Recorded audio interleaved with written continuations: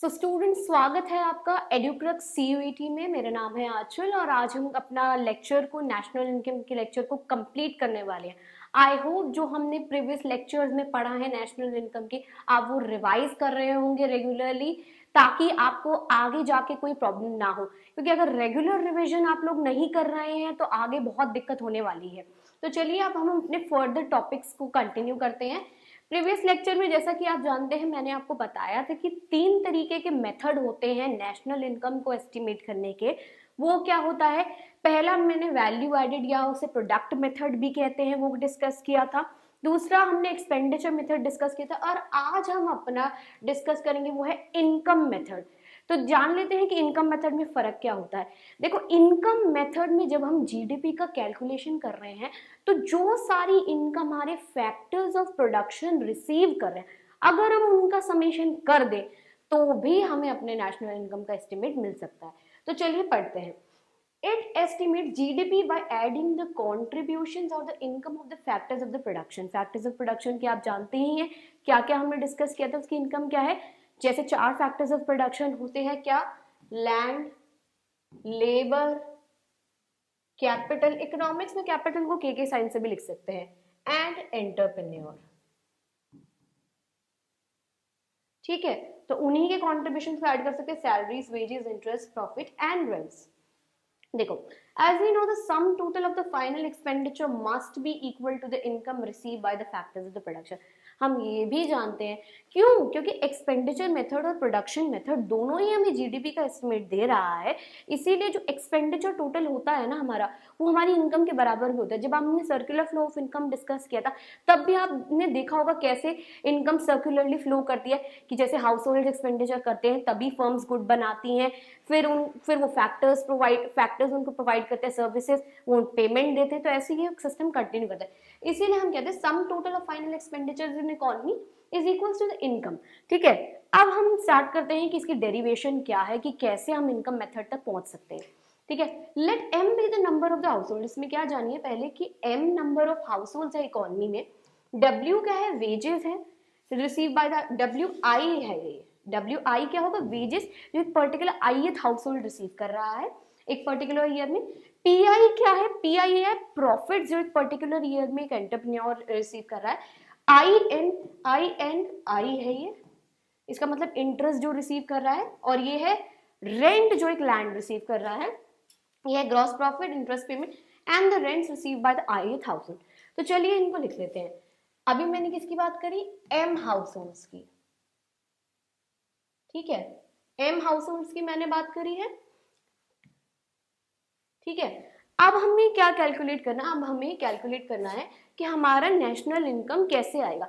तो मैंने क्या कहा था, as it is the summation of सारे फैक्टर्स ऑफ द प्रोडक्शन जो इनकम रिसीव कर रहे हैं, तो हम क्या करेंगे, समेशन करेंगे आई से लेके एम तक, सारी की सारी जो वेजेस वो रिसीव कर रहे हैं डब्ल्यू आई, फिर सारी की सारी प्रॉफिट्स जो रिसीव कर रहे हैं पी आई, फिर समेशन करेंगे सारे के सारे जो इंटरेस्ट रिसीव कर रहे हैं, फिर क्या बचा हमारा, रेंट। ठीक है, तो जब हम इन सब का समेशन करेंगे तो तब हमें मिलेगा।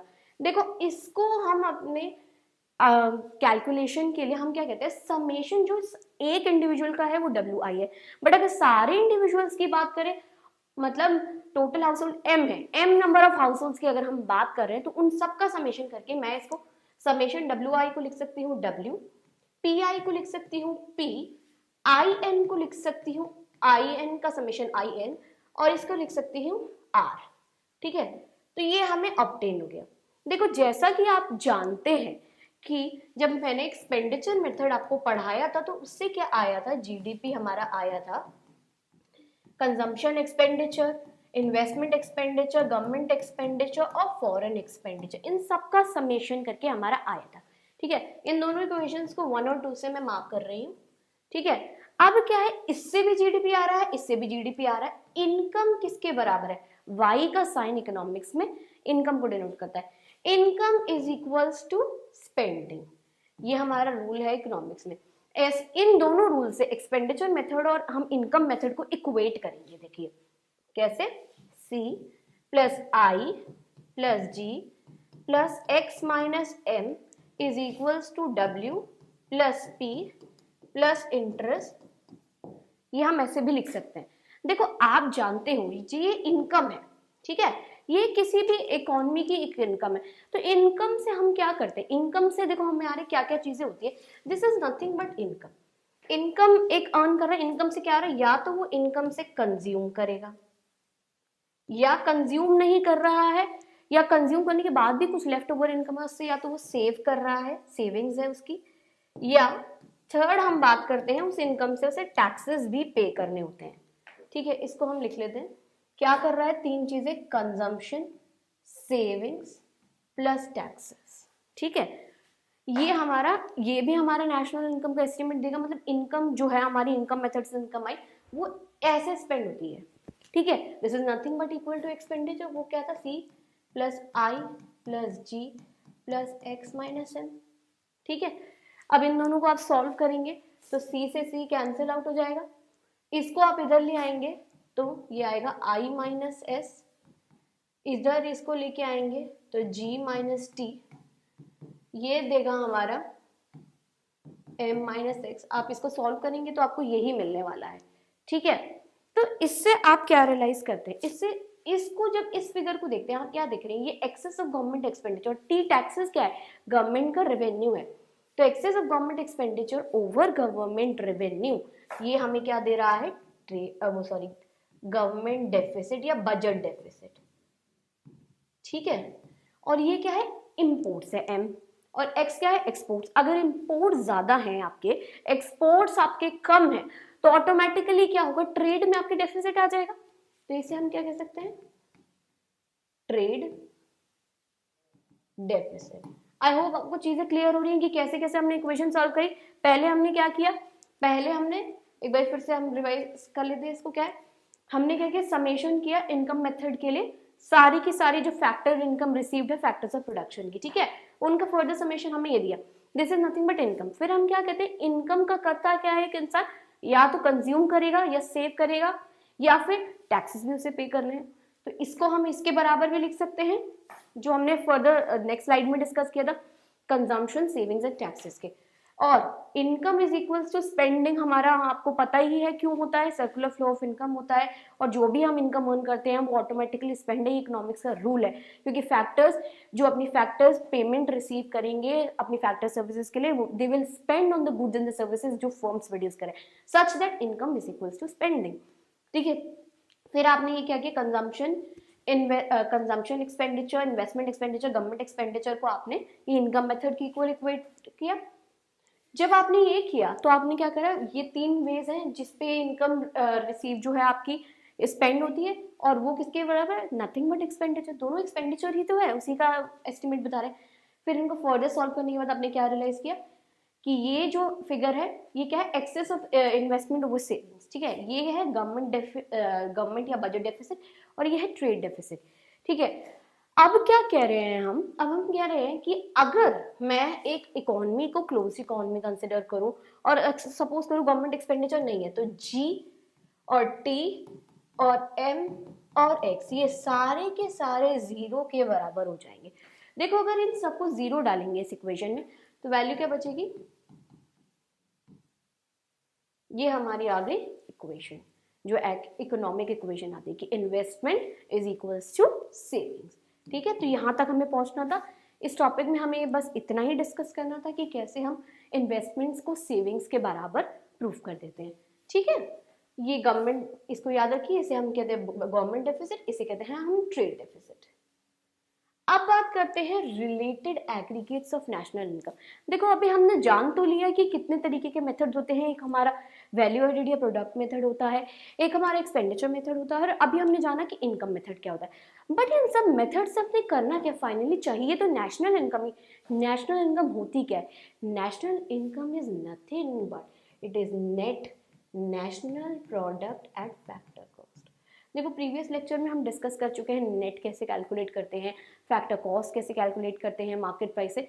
तो ये जो फिगर होती है net national product eight factor cost, ये होती है हमारी नेशनल इनकम।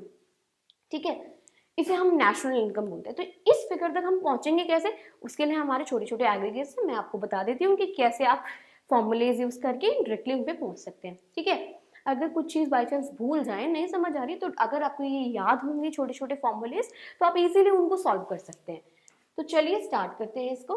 तो आप कह रहे हैं कि gross domestic product at market price, GDP at MP. देखो GDP at MP market price में मैंने आपको पहले भी बताया था, जब मार्केट प्राइस को फैक्टर कॉस्ट में चेंज करना तो नेट इनडायरेक्ट टैक्स को ऐड किया जाता है। तो ये है क्या वैसे, it is a value of all final goods and the services produced within the domestic territory during an accounting at a market price। ठीक है, अब बात करते हैं ये जीडीपी एट एमपी, तो हमें नॉर्मली किसी से भी वैल्यू एडेड मेथड से भी मिल जाता है, हम एक्सपेंडिचर मेथड से भी मिल जाएगा, इनकम मेथड से भी मिल जाएगा। अब बात करते हैं gross domestic product and market price से हम जाएंगे जीडीपी एट एमपी से हमारा ट्रांजेक्शन होगा जीएनपी एट एमपी। देखो जीएनपी में क्या है, ये नेशनल प्रोडक्ट है, इसमें किसकी बात होती है, डोमेस्टिक प्रोडक्ट की। तो अगर नेशनल प्रोडक्ट में कन्वर्ट करना है तो हम क्या करते हैं, net factor income from abroad, मतलब factor income that is receive minus factor income that is paid to the rest of the world, उसको ऐड करते हैं। तो ये क्या होगा, GDP at market price plus NFI हमें देगा ग्रॉस नेशनल प्रोडक्ट। अब बात करते हैं net domestic product at market price. अब हमने क्या, पहले जीडीपी से जीएनपी, अब हम पहुंचेंगे एनडीपी। देखो ये हम क्यों कर रहे हैं सारी चीजें, ये हम नेशनल इनकम तक पहुंचने के लिए कर रहे हैं। ये स्टेप बाय स्टेप मैंने लिखा है पॉइंटर्स में, ताकि आपको कोई डाउट ना हो कि कैसे कैसे हम मूव कर रहे हैं एक पॉइंट से दूसरे पॉइंट पे और नेशनल इनकम तक हम पहुंच रहे हैं। ठीक है, फिर आता है NDP at market price, net domestic product at market price. देखो अभी पहले ग्रॉस था, अब ग्रॉस से क्या जा रहे हैं, हम नेट में जा रहे हैं। कभी भी ग्रॉस से नेट में जाओगे तो आपको ये पता है कि डेप्रिसिएशन का रोल आएगा। ठीक है, तो ग्रॉस में से अगर डेप्रिसिएशन को माइनस कर देंगे तो नेट आ जाएगा। तो वही चीज हम कर रहे हैं, जीडीपी एट मार्केट प्राइस में से डेप्रिसिएशन को माइनस किया तो हमें एनडीपी एट मार्केट प्राइस मिला। ठीक है, अब एनडीपी मिल गया, हमें कहां पहुंचना था, मेन रूल क्या है, हमें एनएनपी तक पहुंचना है, एनएनपी एट एफसी। अब क्या है, नेट नेशनल प्रोडक्ट एट, अब आते हैं एनएनपी एट मार्केट। अब क्या है, हमें नेट डोमेस्टिक प्रोडक्ट को नेट नेशनल प्रोडक्ट पहुंचाना है। फिर क्या है, फिर से हम एनएफआईए को ऐड करने वाले हैं। नेट डोमेस्टिक प्रोडक्ट में अगर मैं एनएफआईए को ऐड कर दूं तो नेट नेशनल प्रोडक्ट है, तो वही चीज मैंने करी, जीडीपी एट मार्केट प्राइस में एनएफआईए को मैंने ऐड कर दिया। ठीक है, अब ये मिल गया। अब हमारा जीडीपी एट फैक्टर कॉस्ट अगर हमें दिया है, ठीक है, यहां से अगर आपको पहुंचना है नेशनल, तो आप क्या करेंगे, जीडीपी एट मार्केट प्राइस में से नेट इनडायरेक्ट टैक्सेस, क्योंकि आपको क्या करना है, मार्केट प्राइस से फैक्टर कॉस्ट। देखो नेट इनडायरेक्ट टैक्स तो हम पढ़ चुके हैं अपने प्रीवियस लेक्चर में, ये क्या है, इनडायरेक्ट टैक्सेस माइनस सब्सिडीज। ठीक है, ये तो इसको अगर हम माइनस कर देंगे, सब्ट्रैक्ट कर देंगे तो नेट इनडायरेक्ट टैक्स को, तो हमें क्या मिल जाएगा, जीडीपी एट फैक्टर कॉस्ट। ठीक है, अब इसके बाद हम क्या करते हैं, ग्रॉस नेशनल प्रोडक्ट एट, अब GNP at FC, GNP at FC करने के लिए वही जीडीपी एट मार्केट प्राइस में से पहले हमने क्या किया, ग्रॉस डोमेस्टिक प्रोडक्ट को, अगर नेशनल में प्रोडक्ट को चेंज करना है जीडीपी तो एनएफआई ऐड करेंगे, और अगर फैक्टर कॉस्ट को, मार्केट प्राइस को फैक्टर कॉस्ट में चेंज करना है तो एनआईटी को माइनस कर देंगे।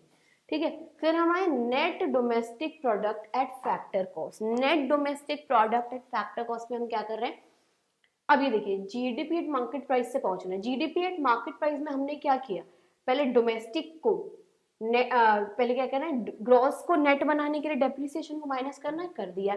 ठीक है, मार्केट प्राइस को फैक्टर कॉस्ट में चेंज करना है तो एनआईटी माइनस कर दिया। तो यहाँ से हमें क्या मिला, net domestic product eight factor cost.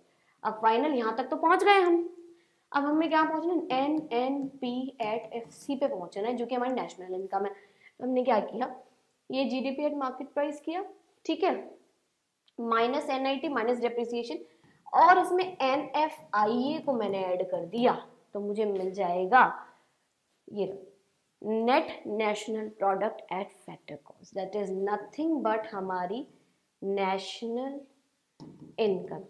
और अगर मैं net domestic product eight factor cost को कैलकुलेट करी NDP एट FC कर रही हूँ, तो इसे कहते हैं डोमेस्टिक इनकम। ठीक है, तो आपने देखा कैसे कैसे हम मूव करें स्टेप बाय स्टेप और अपनी नेशनल इनकम और डोमेस्टिक इनकम का हमने कैलकुलेट किया। तो चलिए अब नेक्स्ट टॉपिक में मूव करते हैं। अब बात करते हैं हमारी कुछ छोटे छोटे टॉपिक्स हैं जैसे नेशनल इनकम के बाद, जो कि आपको एग्जाम में पूछे जा सकते हैं, और क्लास 12th वाले बच्चों ने तो ये सब चीजें पढ़ी ही होंगी, फिर भी हम इनको रिवाइज कर लेते हैं कि हो सकता है कि इस तरीके के न्यूमेरिकल आ जाए या कोई क्वेश्चन आ जाए या कोई डेफिनेशन आ जाए। तो चलिए, तो अब बात करते हैं पर्सनल इनकम की। पर्सनल इनकम होती क्या है, नाम से ही देख लो पर्सनल। पर्सनल मतलब आपकी खुद की, तो इसमें हाउस होल्ड की बेसिकली बात हो रही है कि कौन कितनी इनकम हाउस होल्ड कमाता है। ठीक है, it is a part of a national income that is receive by the house hold. ठीक है, नाम से ही आप इसको पहचान सकते हैं। Out of the national income a part of profit is not distributed. अब इसके पार्ट्स कैलकुलेट कर रहे हैं हम कि हम इसके फॉर्मूले तक कैसे पहुंचे। हम कहते हैं कि नेशनल इनकम में कुछ एक प्रॉफिट का पार्ट होता है जो कि डिस्ट्रीब्यूट नहीं होता, उसे हम कहते हैं अनडिस्ट्रीब्यूटेड प्रॉफिट्स या यूपी। ठीक है, और इसको हम नेशनल इनकम से सब्ट्रैक्ट करेंगे ताकि हम पर्सनल इनकम पे आए, सिंस अनडिस्ट्रीब्यूटेड प्रॉफिट्स तो हाउस होल्ड्स को बिलोंग नहीं करते, वो फर्म्स को बिलोंग करते हैं।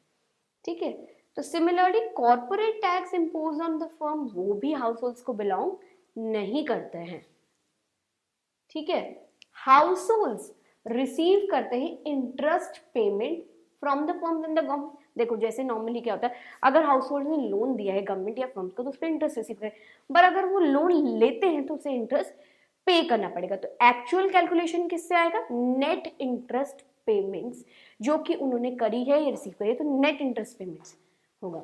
ठीक है, the household receive transfer payment from, और हम क्या देखते हैं कि ट्रांसफर पेमेंट जो है ना वो भी हाउस होल्ड रिसीव करते हैं गवर्नमेंट से या फर्म से। किस फॉर्म में, जैसे पेंशन रिसीव करी, स्कॉलरशिप रिसीव करी। ट्रांसफर इनकम हम डिस्कस कर चुके हैं क्या होती है, कि जिसके लिए कोई इकोनॉमिक या मॉनेटरी बेनिफिट आपको रिटर्न में प्रोवाइड नहीं करना पड़ता। ठीक है, it is out of sympathy या आउट ऑफ गुडविल या आउट ऑफ एनीथिंग, मतलब ये ट्रांसफर पेमेंट्स होती हैं जिसमें हमने कुछ आपकी शायद पॉकेट मनी का भी एग्जांपल मैंने डिस्कस किया था। तो चलिए पर्सनल इनकम के फॉर्मूले को लिखते हैं।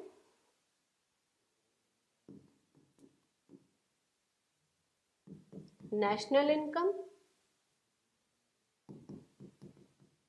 Minus undistributed profits minus corporate tax, ठीक है, प्लस नेट इंटरेस्ट, ठीक है, plus transfer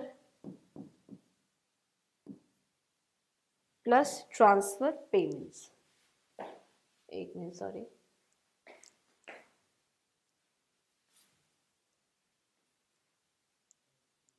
minus net interest plus transfer payments. ये फॉर्मूला आपको क्या देगा, पर्सनल इनकम। इस फॉर्मूले को बार बार मेमोराइज करिए जब तक आपको ये दिमाग में बैठ नहीं जाता। इसको ध्यान रखिए, हमने क्या किया, नेशनल इनकम में से हमने अनडिस्ट्रीब्यूटेड प्रॉफिट्स को माइनस किया, फिर हमने कॉर्पोरेट टैक्स को सब्ट्रैक्ट किया, फिर नेट इंटरेस्ट को, और फिर ट्रांसफर पेमेंट्स को हमने इसमें ऐड किया। ठीक है, अब हम बात करते हैं पर्सनल डिस्पोजेबल इनकम की। देखो नाम से ही आपको पहचानना क्या है, डिस्पोजेबल मतलब होता है किसी भी चीज का कि जो आपके पास आप डिस्पोज करने के लिए अवेलेबल है, मतलब जो इमीडिएट खर्चा करने के लिए या स्पेंड करने के लिए किसी के पास अवेलेबल है उसे डिस्पोजेबल कहते हैं, डिस्पोज ऑफ करने के लिए। ठीक है, तो वही चीज है पर्सनल डिस्पोजेबल इनकम। इसको क्यों कैलकुलेट कर रहे हैं, क्योंकि ये देखो हमारी जो पर्सनल इनकम होती है ना, एक्चुअली वो हमारी वो इनकम नहीं होती जो हम खर्च कर सकते हैं गुड्स एंड सर्विसेज। और भी चीजें हैं जो हमें कैलकुलेट करनी होती है, जैसे ये पे करनी होती है, जैसे गवर्नमेंट को हमें टैक्सेस पे करने होती है, या और ट्रांसफर्स हमने किए या कुछ भी किए, उन सब के अकाउंटेबिलिटी के बाद ही जो पैसा बचेगा वो आप डिस्पोज या खर्च कर सकते हैं। ठीक है, तो personal income is not the income over which house holds complete हो, दे हैव टू पे टैक्सेस फ्रॉम पर्सनल इनकम। अगर हम पर्सनल इनकम टैक्स में से नॉन टैक्स पेमेंट्स को नेशनल इनकम से माइनस कर दे, देखो अगर हम नेशनल इनकम से हम क्या पहुंचे, पर्सनल इनकम पे, और पर्सनल इनकम से हम क्या पहुंचेंगे, पर्सनल डिस्पोजेबल, जिसमें से हमने क्या करना है, पर्सनल टैक्स पेमेंट्स को माइनस करना है और नॉन टैक्स पेमेंट्स को भी।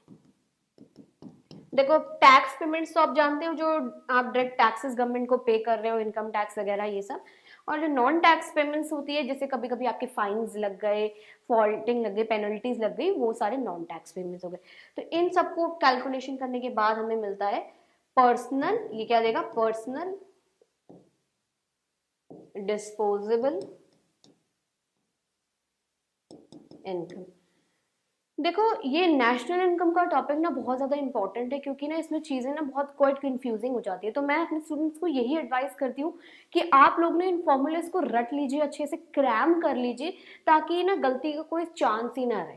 देखो आपको ऑब्वियसली चीज़ें पता होंगे, बट ये फॉर्मूलेस तो आपको मेमोराइज करने ही पड़ेंगे अगर आपको क्वेश्चंस को सॉल्व करना है। मैंने खुद ने जब अपने 12th के एग्जाम्स दिए थे, इनको मेमोराइज किया था, बार बार पढ़ा था, इतना कि मुझे देखने की भी जरूरत ना पड़े कि बस फॉर्मूला लिखा, डाला और सॉल्व किया।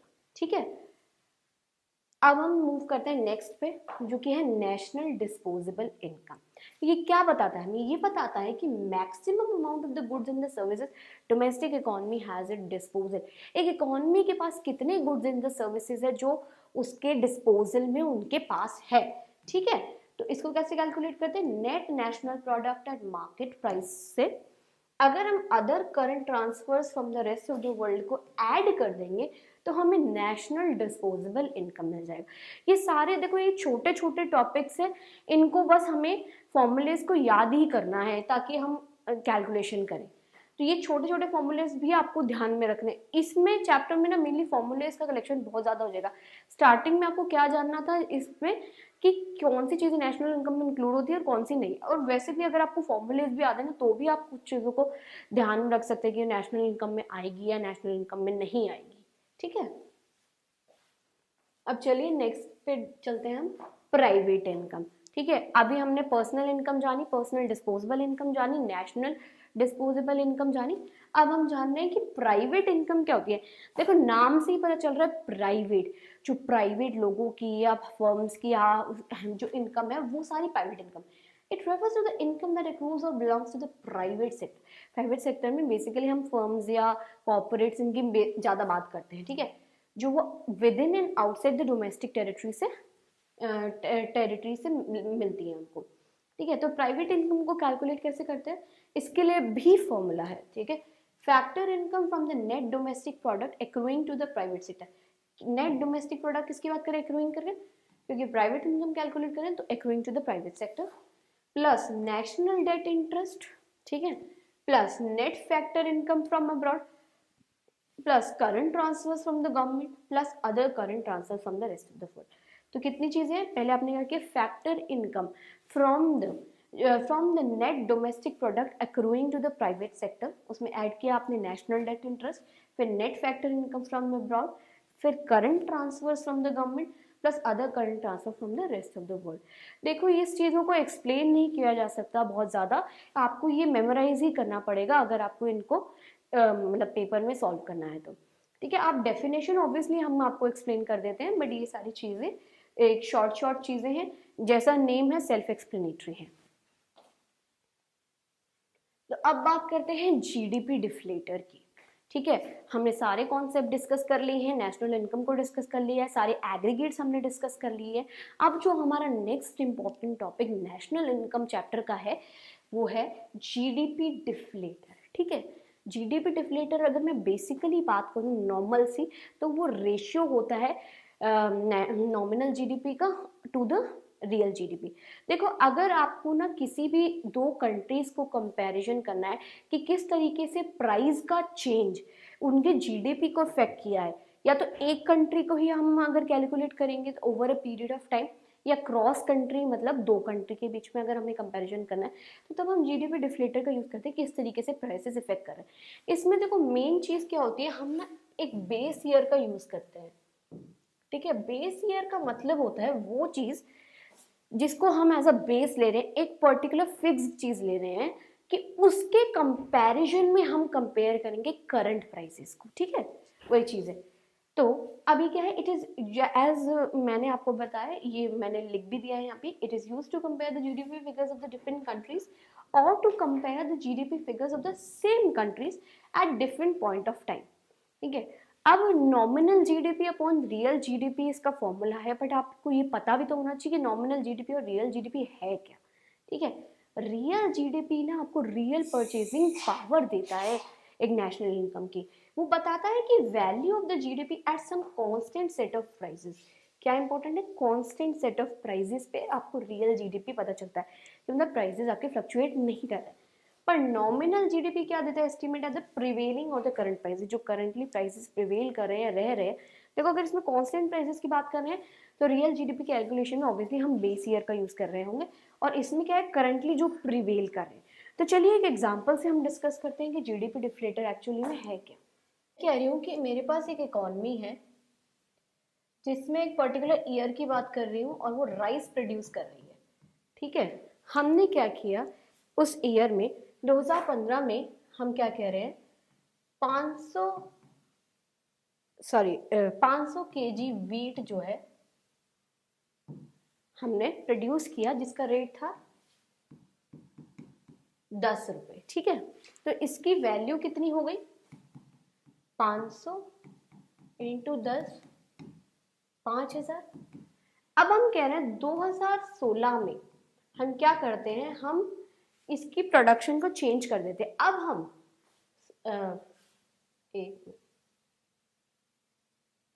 अब हम क्या कह रहे हैं, 600 केजी हम वीट प्रोड्यूस कर रहे हैं। ठीक है, उसका प्राइस क्या है, 15 रुपए। ठीक है, तो ये कितना हुआ,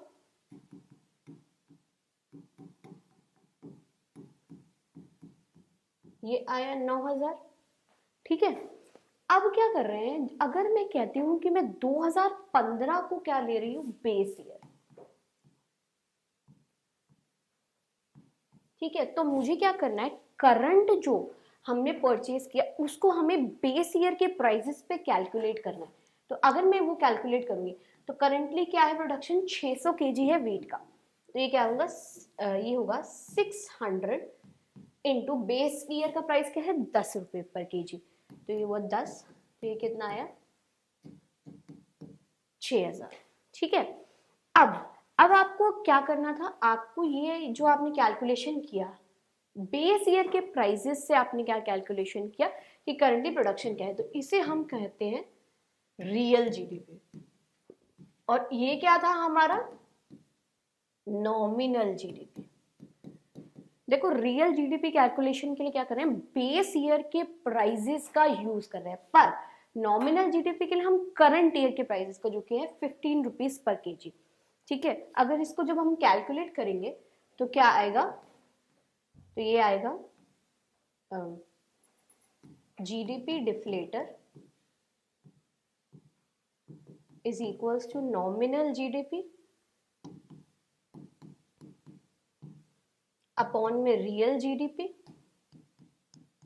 विच इज इक्वल्स टू 9000 अपॉन 6000। इसको आप सॉल्व करेंगे, क्या आएगा 1.5। ये हो गया आपका जीडीपी डिफ्लेटर का कैलकुलेशन। तो हमने क्या किया, हमने बेस प्राइस का यूज करके रियल जीडीपी को कैलकुलेट किया है। ठीक है, तो नॉमिनल जीडीपी और रियल जीडीपी का फिर रेशियो क्या है, तो हमें जीडीपी डिफ्लेटर की वैल्यू ऑब्टेन हो गई है।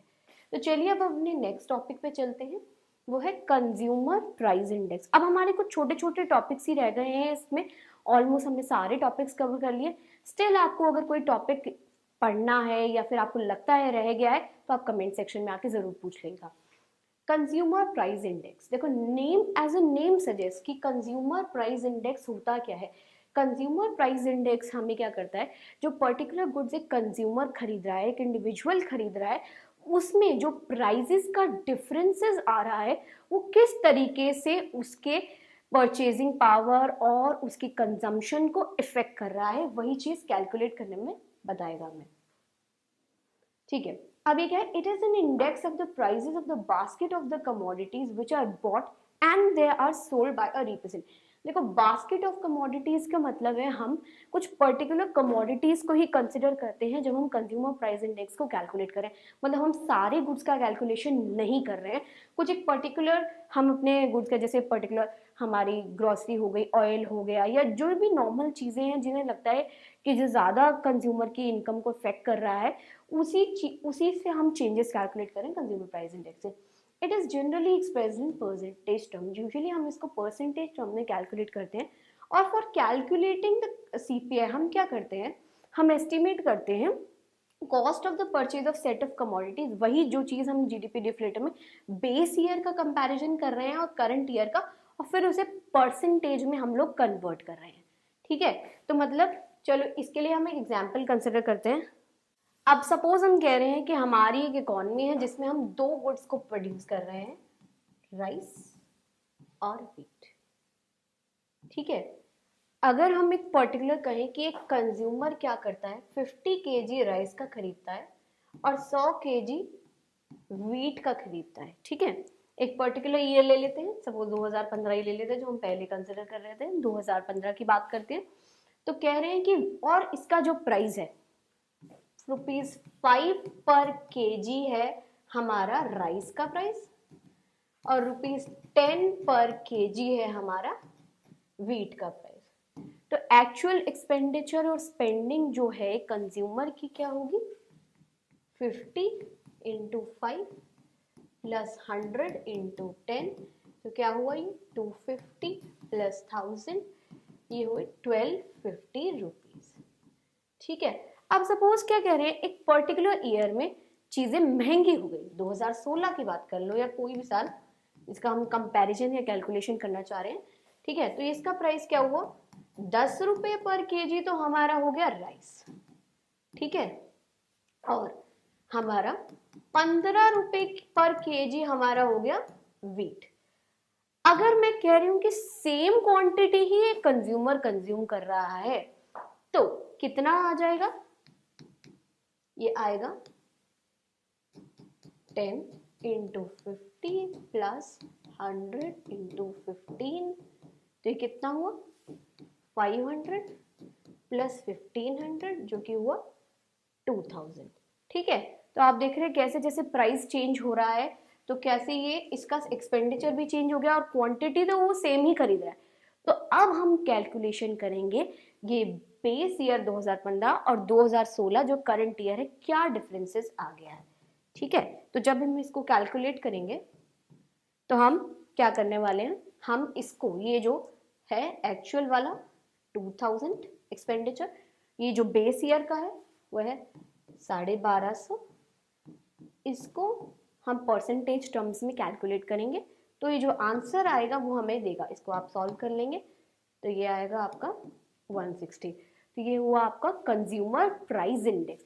आप बेसिकली कर क्या रहे हैं, आप एक बेस ईयर ले रहे हैं, एक पर्टिकुलर ईयर ले रहे हैं और फिर आप नेक्स्ट ईयर ले रहे हैं, उन दोनों के प्राइजेस का एक परसेंटेज टर्म्स में एक्सप्रेस कर रहे हैं, तो आपको एक कंज्यूमर प्राइस इंडेक्स ऑब्टेन हो।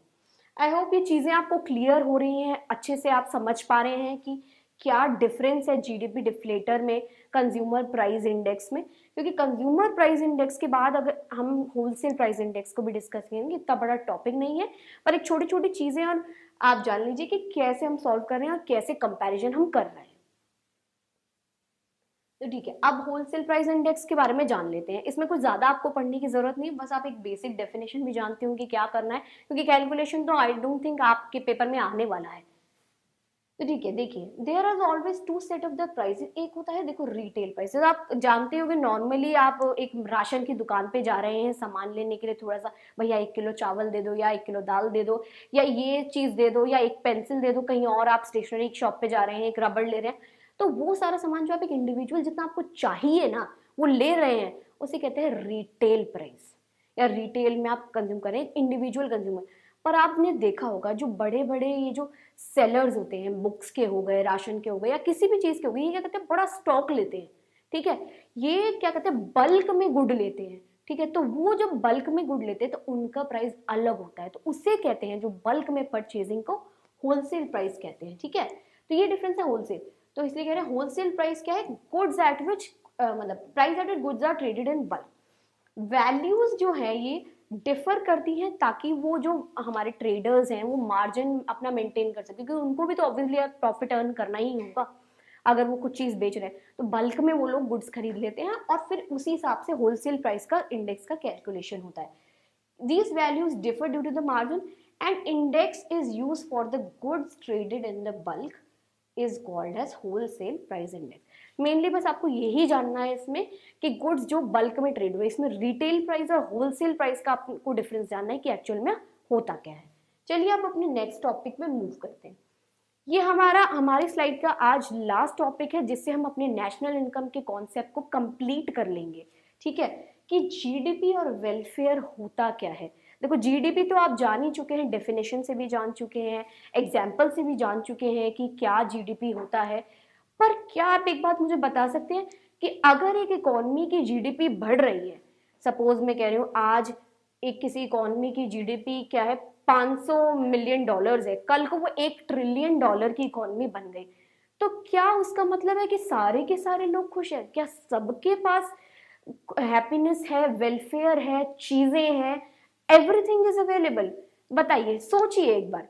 नहीं, एक्चुअल में ऐसा नहीं होगा। क्यों? इसके पीछे भी कुछ कॉजेज हैं जो हम पढ़ रहे हैं। इसीलिए हम कहते हैं कि जीडीपी और वेलफेयर में फर्क होता है, क्योंकि जरूरी नहीं है कि जीडीपी बढ़ रहा है, स्टिल क्या हो रहा है, जीडीपी के बढ़ने से लोगों का वेलफेयर भी बढ़ रहा है। इसीलिए आप जानते होंगे कि हैप्पीनेस इंडेक्स जब हमारी कंट्री में रिलीज होता है तो हमारी कंट्री आज भी क्या है, हैप्पीनेस इंडेक्स में नीचे रहती है। क्यों? क्योंकि जीडीपी बढ़ने के बाद भी हमारे लोग इतने खुश नहीं है। ठीक है, तो अब हम इनमें डिफरेंसेस जानते हैं कि क्यों, क्या कारण है कि जीडीपी का बढ़ना भी वेलफेयर का बढ़ना नहीं होता। पहले, डिस्ट्रीब्यूशन में नॉट बी यूनिफॉर्म। डिस्ट्रीब्यूशन में नॉट बी यूनिफॉर्म की हो सकता है कि जो इनकम कंसंट्रेशन है कुछ ही हाथों में। आप देख रहे होंगे जैसे हमारा लॉकडाउन आया था, कोविड का टाइम आया था, तो कह रहे थे कि अमीर और अमीर हो गया और गरीब हो गया। ये फैक्ट था, ऐसा हुआ है हमारी इकोनॉमी में, इसीलिए क्योंकि डिस्ट्रीब्यूशन यूनिफॉर्म नहीं हुआ। जिन लोगों के पास पैसा था उन्होंने इन्वेस्ट किया चीज़ों को और बेनिफिट्स को उन्होंने रीप किया, पर जो गरीब आदमी था जिसने अपनी नौकरी गंवा दी उसने तो लॉसेस को झेला ना।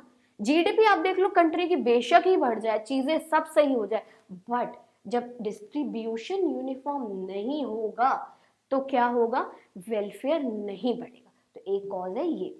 सेकेंड कॉज हम बात करते हैं नॉन इवेल्युएशन इन मॉनेटरी टर्म।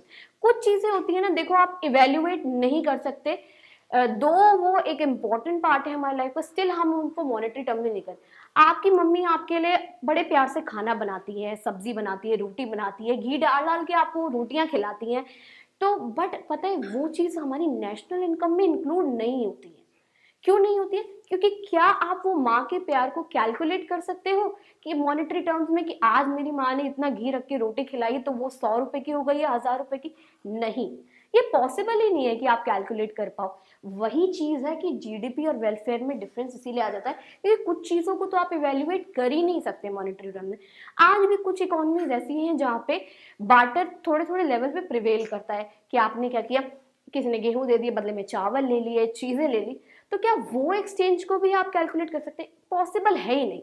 ऐसी इकोनॉमी को ना हम एक शेडो इकोनॉमी भी कहते हैं जिनको हम कैलकुलेट नहीं कर सकते हैं। ये एक कॉन्सेप्ट है, आप ज्यादा जानने की जरूरत नहीं, बस आप ये जानने की, तो शेडो मतलब वो सामने नहीं आ पाता या कैलकुलेट नहीं हो पाता। ठीक है, तो यही है नॉन इवेल्युएशन इन मॉनेटरी टर्म्स। ठीक है, सेकेंड कॉज ये है। तीसरा कॉज मोस्ट इंपॉर्टेंट, ये आपको देखो क्वेश्चन मेरे को तो डेफिनेटली लगता है कि एक्सटर्नैलिटीज क्या है, इससे एक क्वेश्चन आपका बन सकता है, आपका जरूर पूछ सकते हैं कि एक्सटर्नैलिटीज में क्या है। ठीक है, एक्सटर्नैलिटीज क्या होता है? एक्सटर्नैलिटीज का मतलब होता है अगर आपके जो बेनिफिट्स या हार्म एक इंडिविजुअल कॉज कर रहा है दूसरे को, ना तो उसे उसके लिए पे करना पड़ रहा है ना उसे बेनिफिट हो रहा है। ठीक है, ये क्या है? It refers to the benefit और the harm a firm or an individual causes to another for which they are not paid or penalized। इसके लिए देखो एक एग्जांपल कंसिडर कर सकते हैं। आप देखते हो बड़ी बड़ी इंडस्ट्रीज हैं, ठीक है, बड़ी बड़ी इंडस्ट्रीज क्या करती हैं वो क्या है, बहुत सारा प्रोडक्शन करती है, हमारी मार्केट के लिए गुड्स बनाती हैं, ये बनाती हैं, वो बनाती हैं, उससे क्या होता है बहुत सारा पैसा कमाती हैं, इकोनॉमी ग्रो करती है, हमारी हमारी जीडीपी बढ़ती है। बट आप क्या देख रहे हो, वो जो इंडस्ट्री है ना, जो मैन्युफैक्चर कर रही है गुड्स को, वो पॉल्यूशन क्रिएट कर रही है। पॉल्यूशन क्या करती है, जैसे वो वेस्ट वगैरह जो होते हैं ना, जो उनको वो पानी में ऐसे ही छोड़ देती है, जिससे क्या होता है वहाँ की एक्वेटिक लाइफ, मरीन लाइफ, आसपास के लोग, पानी अनफिट हो जाता है यूज करने के लिए। तो क्या देख रहे हो, वो एक तरीके से जो ये अपना बेनिफिट जनरेट कर रही है, उसके लिए क्या वो पे कर रही है? नो, वो पे नहीं कर रही है। उसी चीज को कहते हैं हम एक्सटर्नैलिटीज। जीडीपी तो बढ़ गया, पर एक्चुअली में लोगों का वेलफेयर तो गिर ही गया ना। अगर क्या है, अगर देखो लोग फिट नहीं है, हेल्दी नहीं है, एक इंसान ने तो पैसा कमा लिया इतने सारी चीजें करके, बट वो नहीं पे कर। इसीलिए ना आजकल एक नया कॉन्सेप्ट भी मार्केट में आया है, जो गवर्नमेंट ने इम्पोज किया, इसे हम कहते हैं कॉर्पोरेट सोशल रिस्पॉन्सिबिलिटी करके। आपने अखबारों वगैरह में देखा होगा कि क्या होता है कि और एक नया कॉन्सेप्ट और मैं आपको बता देती हूँ, कार्बन क्रेडिट्स वगैरह का। मतलब कि जो नुकसान पहुंचा रहा है वो पे भी करेगा, क्योंकि क्लाइमेट चेंज इतना आ रहा है, इतना लोग हैम्पर हो रहे हैं सारी चीजों से। तो इसीलिए एक्सटर्नैलिटीज का रोल आता है, और इन सारी चीजों का रोल बहुत ज्यादा बढ़ गया है। तो यही 3 कॉजेज है जीडीपी और वेलफेयर के।